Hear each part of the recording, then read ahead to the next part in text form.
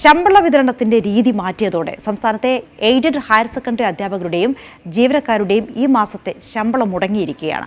Regional deputy ഡയറക്ടറുടെ മേലൊപ്പില്ലാതെ ഓൺലൈനായി സമർപ്പിക്കുന്ന ശമ്പള ബില്ലുകൾ മാറിക്കൊടുക്കേണ്ട എന്ന് ട്രഷറികൾ തീരുമാനിച്ചതോടെയാണ് ശമ്പളം മുടങ്ങിയത്.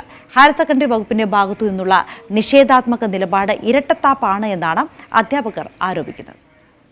കോവിഡ് കാലമായതോടെ ഏതാണ്ട് എല്ലാ സർക്കാർ വിഭാഗങ്ങളുടെയും ശമ്പളം ഓൺലൈനായാണ് നൽകി വന്നത്. എന്നാൽ എയ്ഡഡ് ഹയർ സെക്കൻഡറി അധ്യാപകരുടെ ശമ്പള വിതരണ രീതി മാറുകയായിരുന്നു. ഈ മാസം മുതൽ റീജിയണൽ ഡെപ്യൂട്ടി ഡയറക്ടറുടെ മേലൊപ്പില്ലാതെ ഓൺലൈനായി സമർപ്പിക്കുന്ന ശമ്പള ബില്ലുകൾ മാറിക്കൊടുക്കേണ്ട എന്ന് ട്രഷറികൾ തീരുമാനിച്ചു. ഇതോടെ എയ്ഡഡ് ഹയർ സെക്കൻഡറി അധ്യാപകരുടെയും ജീവനക്കാരുടെയും ശമ്പള വിതരണം വൈകുമെന്നുറപ്പായി. വിദ്യാഭ്യാസ വകുപ്പിന്റെ പുതിയ ഉത്തരവ് പ്രകാരം RDD ഓഫീസിൽ നിന്ന് മേലൊപ്പ് വാങ്ങാമെന്ന് വെച്ചാൽ പല ഓഫീസും ഒപ്പ് നൽകാൻ തയ്യാറായിട്ടില്ലെന്ന് അധ്യാപകർ പറയുന്നു. കോവിഡ് കാരണം പറഞ്ഞ് 2 ജില്ലകളുടെ വീതം ചുമതലയുള്ള റീജിയണൽ ഓഫീസുകളിലേക്ക് ബില്ലുമായി സ്കൂളുകളിൽ നിന്ന് ആരും വരേണ്ടതില്ല എന്ന നിലപാടാണ് മിക്കയിടത്തും സ്വീകരിക്കുന്നത്.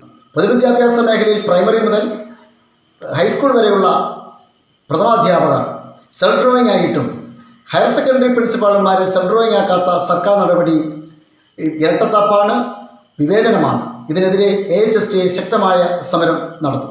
വിവിധ തരത്തിലെ ലോണുകളും മറ്റും എടുത്തിരിക്കുന്ന ജീവനക്കാർക്ക് ശമ്പള ദിനമനുസരിച്ച് നൽകിയിരിക്കുന്ന ചെക്കുകൾ മടങ്ങിയാൽ പിഴ അടയ്ക്കേണ്ടി വരും. ജില്ലകൾ താണ്ടിപ്പോയി ശമ്പളം മാറിയെടുക്കേണ്ട അവസ്ഥ ഹയർ സെക്കൻഡറി വകുപ്പിലല്ലാതെ മറ്റെങ്ങുമില്ലെന്ന് അധ്യാപകർ പറയുന്നു. എല്ലാ ഓഫീസുകളിലും ശമ്പളം ട്രഷറികളിലേക്ക് സബ്മിഷൻ വഴിയാണ് മാറുന്നത്.